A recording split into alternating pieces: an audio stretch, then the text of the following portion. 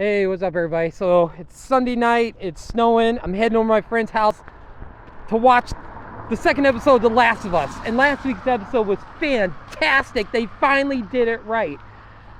Being a diehard PlayStation fan, a gamer, and The Last of Us being one of my all-time favorite video games, they finally did it right. So many video game properties got it wrong with veering off without doing stuff from the video games. But The Last of Us did it right. And tonight's episode is directed by Neil Druckmann, the creator of The Last of Us. So this is a spoiler video in case you have not played the video game.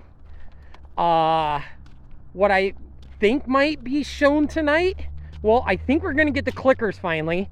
And Misty Lee and Philip Kovacs, who did the sound effects for the clickers in The Last of Us game, is actually doing the sound effects for the clickers in the series. Now we see Tess, Joel, and Ellie making their way out of the zone into the open world, which, if you know from the video game, when they're with Tess, they're headed to the museum. So I'm wondering if we're going to go to the old Boston Museum. And then we get to, is it the state capitol? If you follow me on Twitch, PS Gamer Guy 76, not too long ago I got to that, which I beat the game like 10 times. But we know that Joel tells Tess, what are we doing here, Tess? And she's like, looks at Ellie's arm and like, that was like 3 weeks. And then Ellie's like, oh my God, she's bitten. And Joel's just like, let me see.